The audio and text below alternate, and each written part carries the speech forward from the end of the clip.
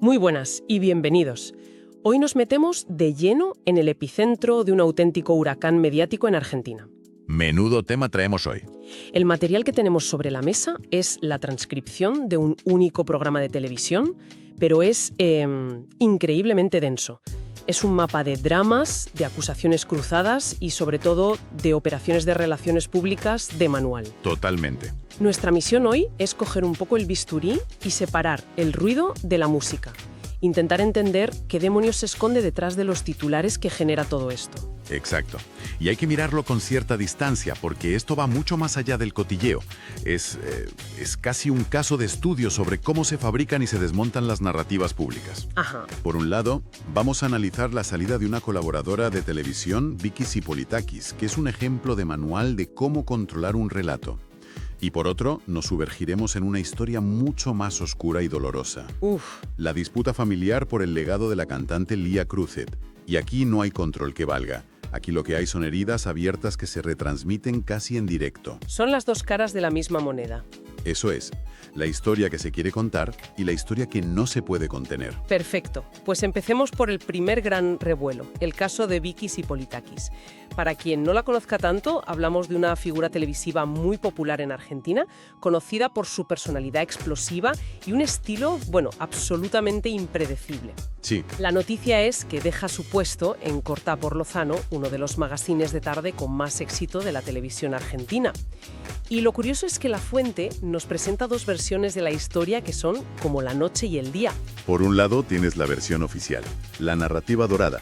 La cadena Telefe anuncia que la traslada a otro programa de la casa, un matinal de cocina llamado Ariel en su salsa. Vale. La presentadora, Vero Lozano, lo vende como un win-win, una jugada maestra donde ganan todos. La propia Vicky sale ante los medios, dando las gracias, hablando de crecimiento, de una nueva etapa. Vamos, que todo es maravilloso. Un cuento de hadas corporativo. Claro, un cuento de hadas con una cara B bastante potente. Porque bajo esa capa de sonrisas y agradecimientos, La Fuente deja entrever una tensión que se podía cortar con un cuchillo. Se habla de que su estilo era, disruptivo. Al parecer, interrumpía constantemente a sus compañeros. Y claro, esto en un programa que mezcla entretenimiento con actualidad seria, pues chirriaba. Claro. No es lo mismo una salida de tono durante una receta que cuando se está tratando un suceso policial. Exacto. Ahí está la clave. En La Fuente se llega a decir que sus comentarios en temas serios quedaban desubicados. Vamos, que no venían a cuento y rompían el tono por completo. Por eso, este traslado al programa de cocina se interpreta a Los Mentideros no como una promoción, sino como una forma elegante de apartarla, de cuidarla, dicen con cierta ironía, poniéndola en un entorno donde sus interrupciones sean menos dañinas para el formato. Y la puesta en escena de la despedida es de película. Aquí es donde se ve la maquinaria de la tele funcionando a pleno rendimiento. A tope.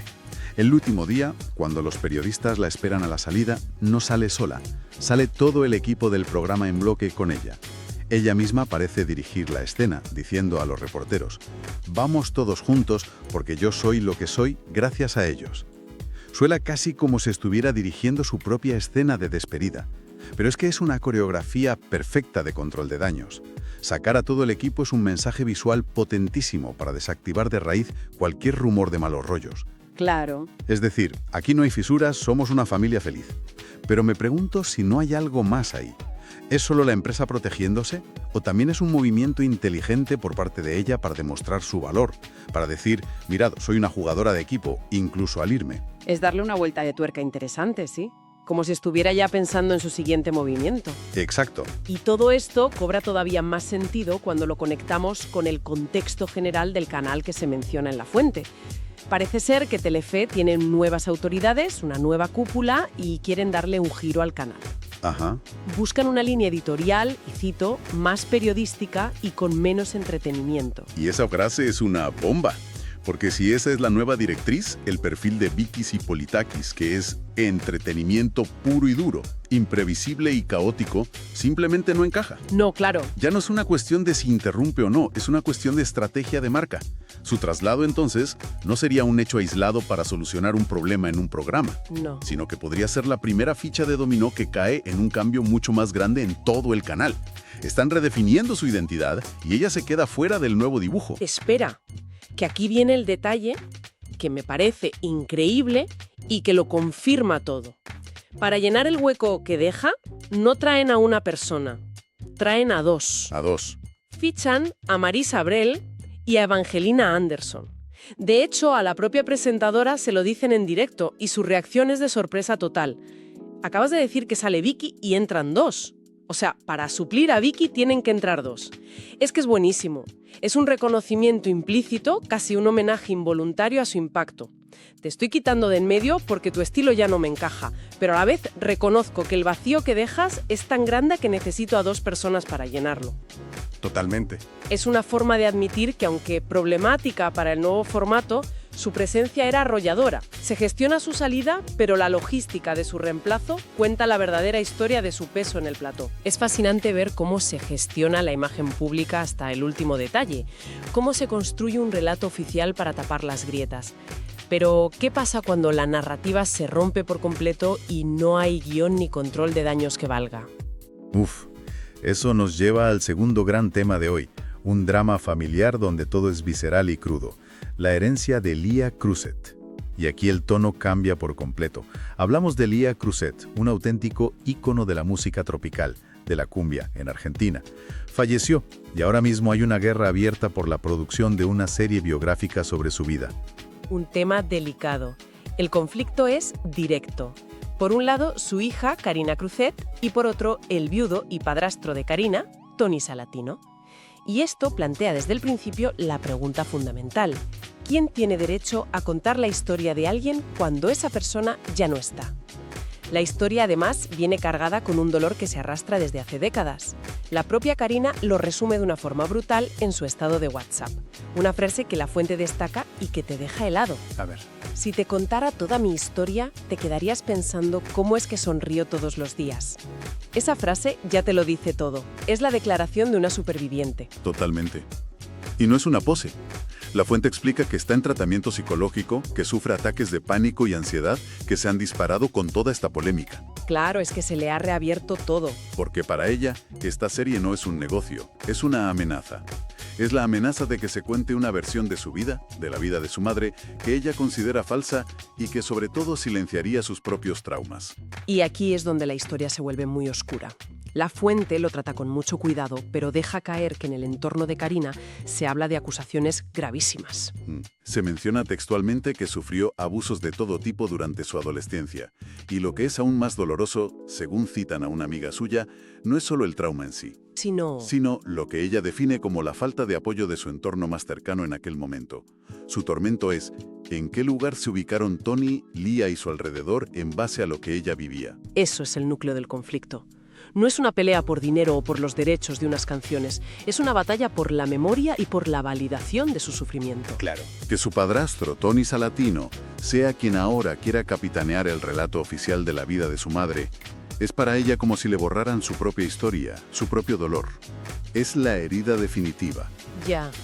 Y aquí es donde podemos conectar con esa idea que se mencionaba en la fuente sobre cómo la sociedad a veces tiene un cierto gusto por el odio, un gusto por el conflicto. Sí, lo recuerdo. Este drama familiar se está representando en un escenario público que no solo informa, sino que lo amplifica y, quizá, lo perpetúa.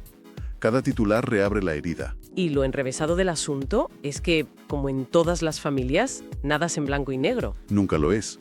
La fuente aporta un dato que lo complica todo. La relación no siempre fue así de mala. Tony Salatino fue el padrino de los dos hijos de Karina. Incluso la ayudó a empezar su propia carrera como cantante. Fue su representante. O sea que hubo una época de cercanía, de confianza familiar. Sí. Esa complejidad es lo que lo hace tan tanágico. No es una historia de buenos y malos. Es la historia de una relación que se pudrió por dentro. Y no es algo nuevo. No, para nada. La fuente rescata un documento que es tela. Un vídeo del año 2002 de una entrevista de Lia Cruzet con el periodista Mauro Viale. Verlo te pone los pelos de punta. En él, Lia, visiblemente angustiada, acusa a su propia hija, a Karina, de querer incapacitarla judicialmente para quedarse con su casa. Es que es tremendo. Ver a una madre y a una hija lanzándose esas acusaciones en televisión nacional hace 20 años. Te das cuenta de que lo de ahora no es más que el último capítulo de una guerra que lleva décadas librándose a la vista de todos. Es una auténtica saga familiar y de las más dolorosas.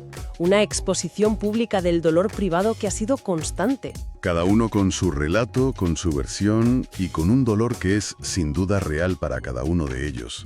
Y hablando de versiones, el misterio ahora rodea a la del viudo, a Tony Salatino. Sí.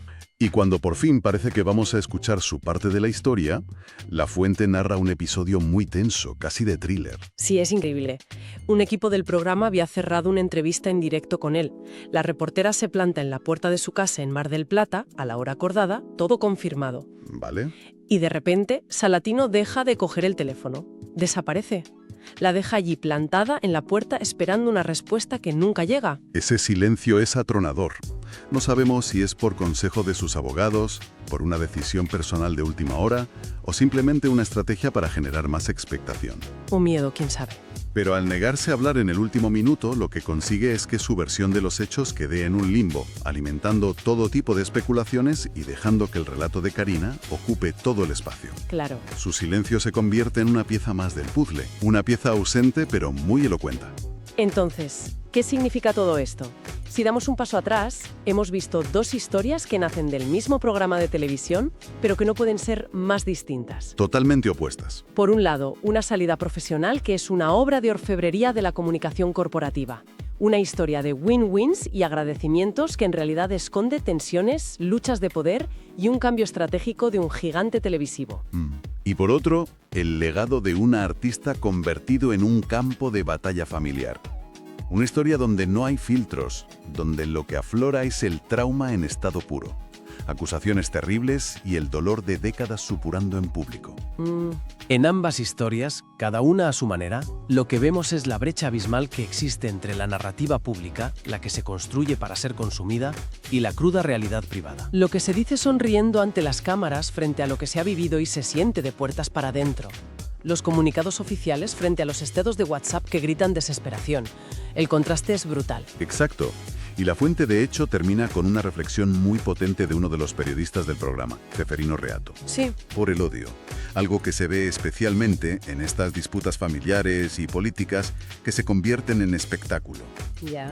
Dice que la decadencia en la que estamos alguna causa debe tener y que hay que desintoxicarse un poquitito de odio. Y esto nos obliga a plantearnos una pregunta final que va más allá de estos dos casos. Adelante. En este mundo saturado de narrativas públicas, de historias perfectamente empaquetadas para que las consumamos, ¿cómo aprendemos a distinguir el espectáculo de la realidad? Buena pregunta.